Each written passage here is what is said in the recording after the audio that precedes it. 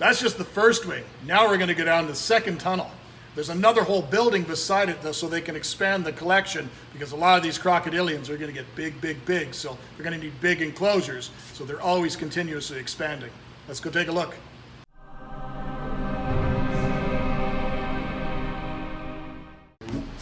So this hallway contains a real eclectic mix of stuff.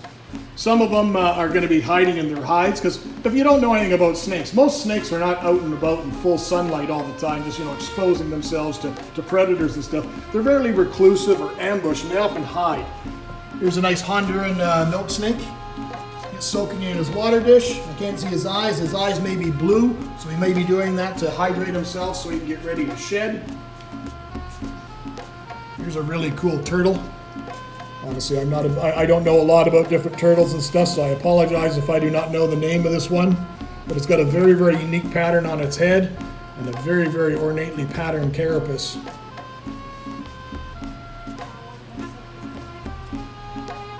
Mexican banded king snakes.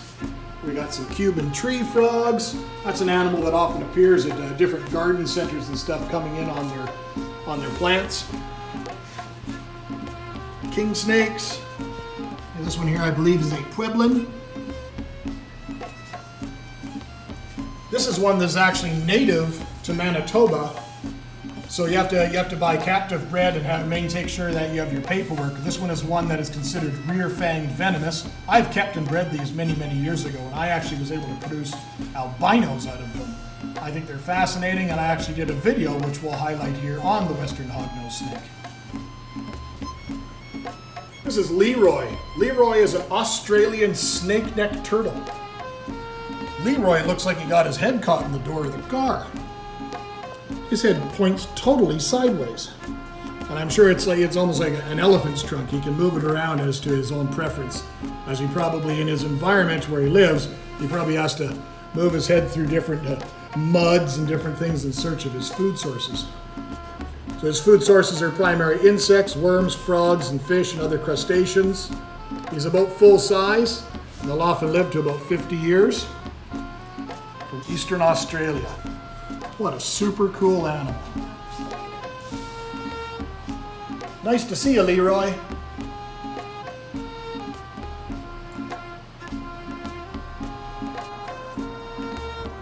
Ribbit, ribbit. These are Amazon milk frogs. What a cool animal.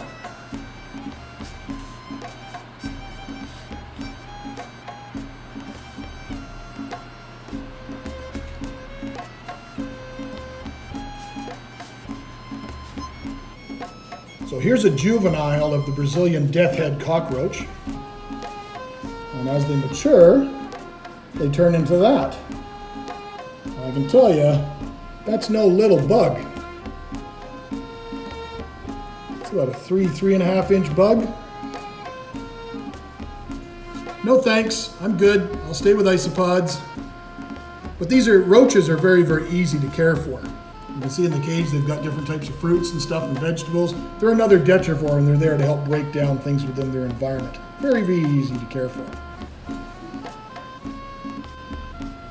These are discoid roaches. Labaris discoidialis. Their primary diet is fruit and vegetables, so they're easy to maintain. You see juveniles in many different stages. This would be an adult. Fascinating animals to watch and observe. No different than watching your isopods.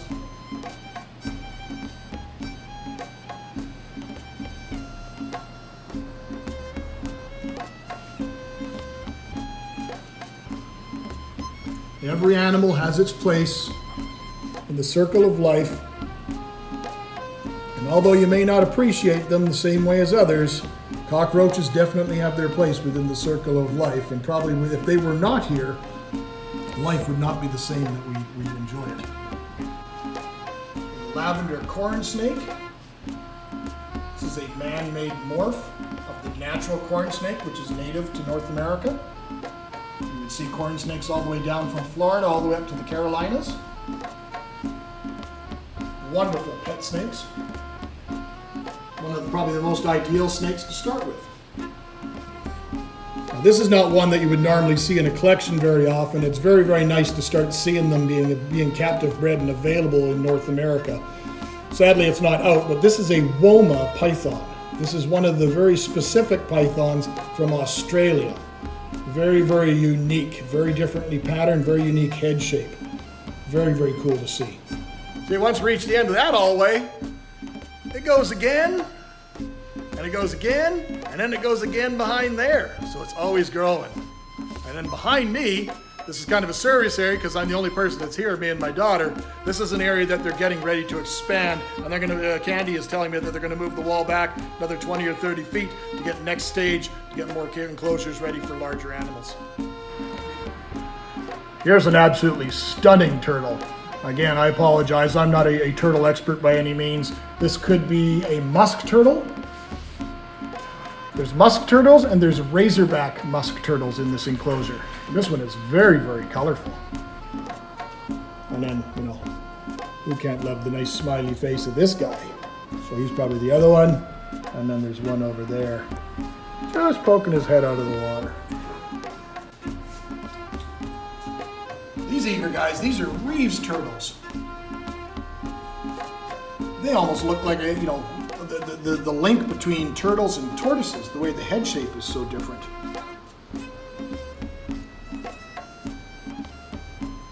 Very cool. These are southern painted turtles.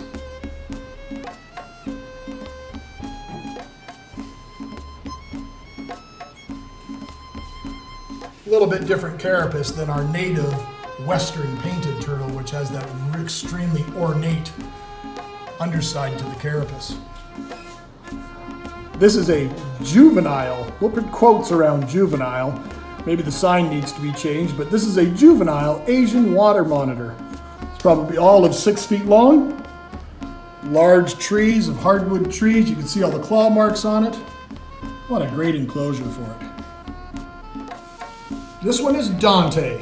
Dante is a long-term resident here, and Dante is a Burmese python. And not a little Burmese python by any means. Dante is massive. Dante's head is right there on the bottom. I think he's waiting for either the owner or whoever wants to take care of the animals to open up that door and provide him with food. Food could be in the form of a beautiful rabbit or a stray child.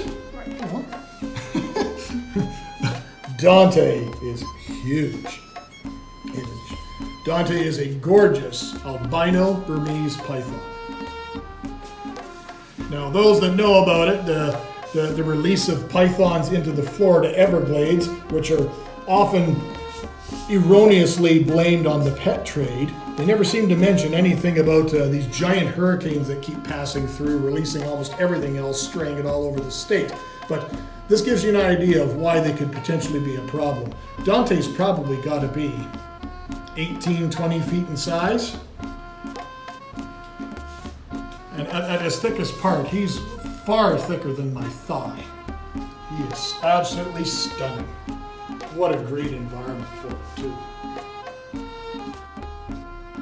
If you're not a fan of creepy crawly stuff, you may not want to look at this next section because the whole wall behind me is all arachnids, spiders. The diversity of arachnids that they have here at Western Reptile Gardens is very, very impressive. But you got to remember, all these animals, reptiles in general, unless it's something huge like an alligator, these animals are not out here out full center in high sun to show themselves. These are generally animals that are ambush predators, so they're always going to be hidden in some way. So trying to find them sometimes in the enclosure is sometimes a bit of a challenge. See, this Haitian curly hair has been very, very busy, making its webs over everything. This is Brachypelma albopilosum. It's a Central American species. Pumpkin patch tarantula. Well, doesn't that sound happy?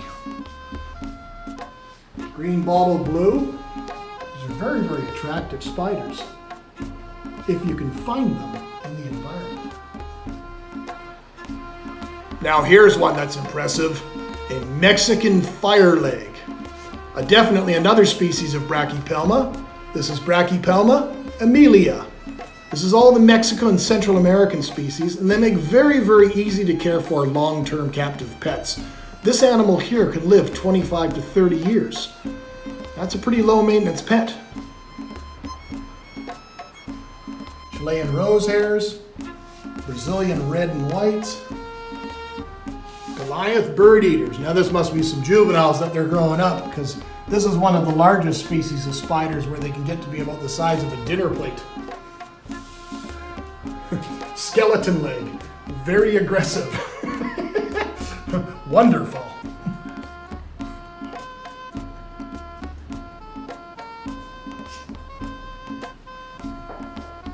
The Indian ornamental.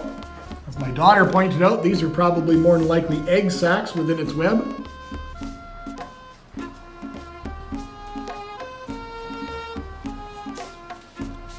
The tiger rump. He's sitting there at the back. Or actually, that might be a molt.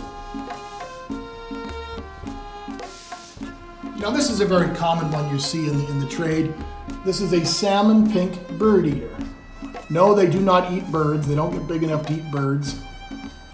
But they are arboreal, meaning they live in trees. And this one is Lasiodora parahabiana. And this one is very common in the trade, as well as all those Brachypelmas that I mentioned, the Central American and Mexican ones in origin. And these ones here are all very, very easily handleable. Very, very unaggressive spiders. And this is probably one of the most common ones. We're seeing them from the underside. This is the Mexican red knee tarantula. This is Brachypelma smithii. I'm not sure if we can get a close-up on its fangs.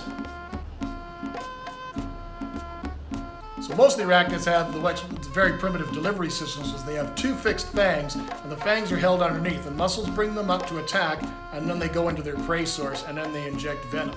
I've never been injected with venom by one of these, but I have been done by several of the different Brazilian species, and they hurt. Not as much that the venom hurts, it's more the fact that the fangs that I just showed you, they're about the diameter of the lead of a pencil, and they're fixed and they're curved, so they go in and they come out.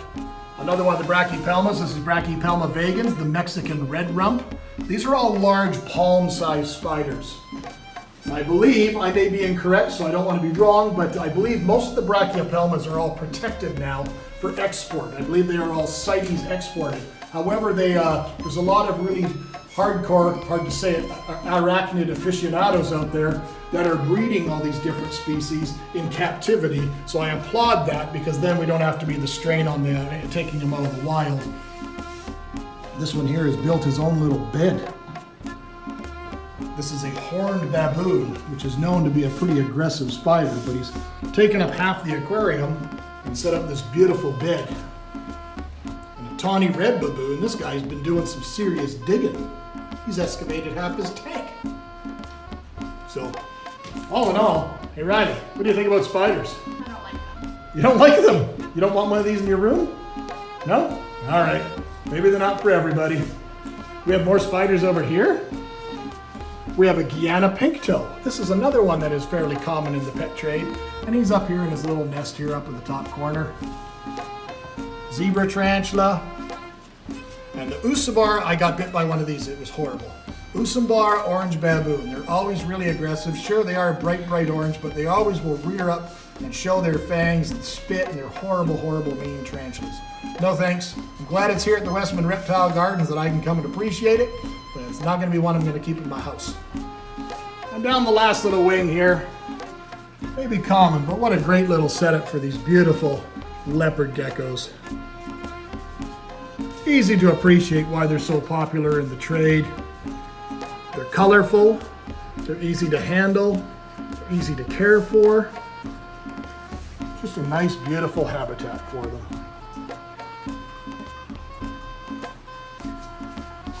And a favorite of mine, there's one of them right there, doing what they do, true alligator snapping turtles.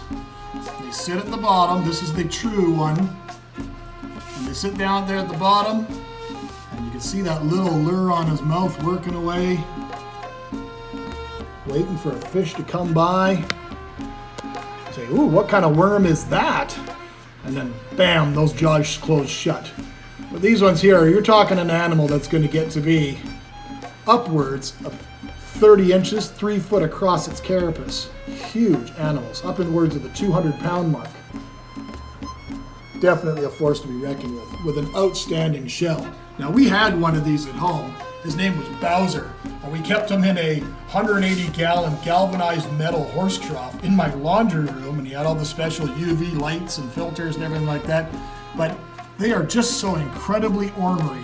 There's not an animal you're ever going to really ever tame down. They're just so incredibly ornery all the time that anytime anybody walked in the laundry room, there was a huge bang from Bowser snapping his jaws against the side of the enclosure. So I thought, nope, all it's going to take is one of my children to go and drop a toy or something like that when they follow mom or dad into the laundry room and an accident's going to happen. So we basically moved Bowser on to somebody that knew how to care for him and give him a nice proper home. Chinese water dragons used to be very popular in the trade, but they're not the easiest to maintain in captivity. They're very, very prone to getting all sorts of rostral damage because they're just so flighty. Rostral is their nose where they smash into the side of the cage. They're generally almost always wild-caught imports. These ones are beautiful.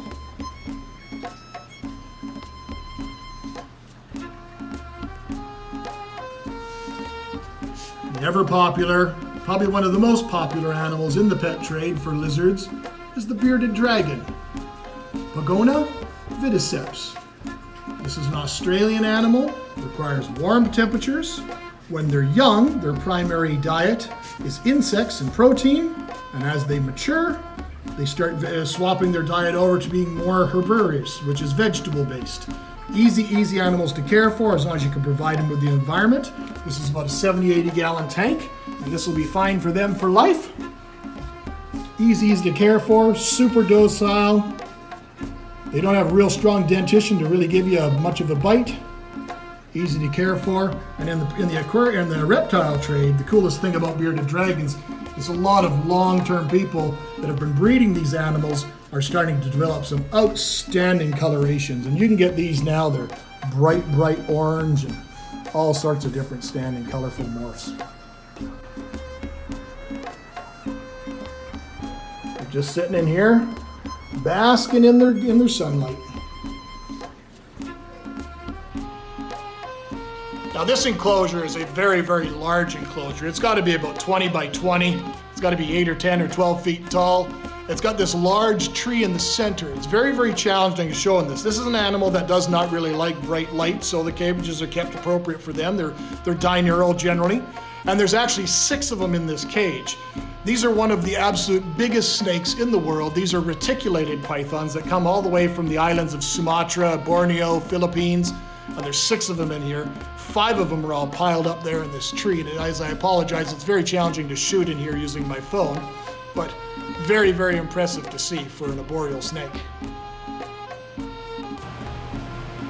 So if you're ever in Manitoba, anywhere near Brandon, now Brandon is about 2.5 hours west of Winnipeg, Manitoba, Canada, and this is just a quick little 15-minute jaunt off the Trans-Canada Highway. The Westman Reptile Gardens has been in operation at this location for at least 16 years. Prior to that, though, Dave's been keeping reptiles and a lot of really dangerous reptiles, and he has a lot of experience with this stuff for well over 40 years. He's well known globally for what he does. This entire facility, the one things that they've done when they set this facility up is this entire facility is geothermally heated, which drastically makes it successful and drastically makes the energy costs far less, so they can actually do this. Trying to do this with a private collection would be almost impossible. Here's Merlin. You can see how happy he is. I don't know if you guys can hear him or not. I really do not want to get the camera closer to him. He's got all his spit marks all over the glass. But if I take the camera any closer to him, he's more than likely going to strike at the glass. And all that's going to result from that is he's going to hit his head against the glass and he's going to more than likely hurt himself. And rostral damage can lead to infections and stuff like that. And just leave the animal alone. He's given you his warning. Just walk away.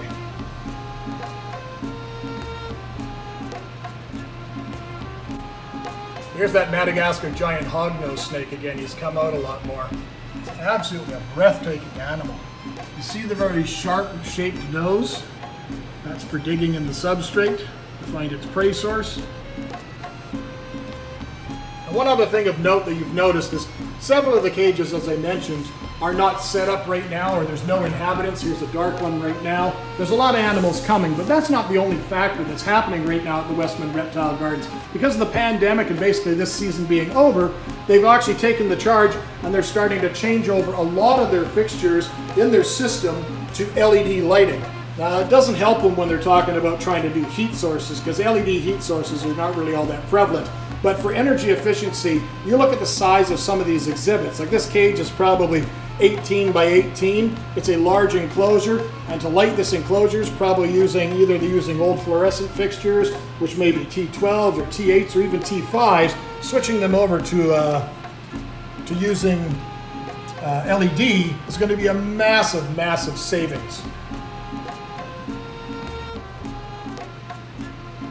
Yep, Merlin's my favorite. He's my favorite for the day. Those that know me knew I used to keep a large collection of crocodiles, so I've always loved rattlesnakes. I love their facial features. I think they're fascinating. The rattle is so unique. I think they're amazing. So, I hope you guys have enjoyed our little tour today. And as I said, if you're ever in the area, this is just about 2.5 hours west of Winnipeg, Manitoba, Canada, so it's not that far of a drive. It's definitely worth the trip for a day trip to come and see the Westman Reptile Gardens. Thanks everybody, take care.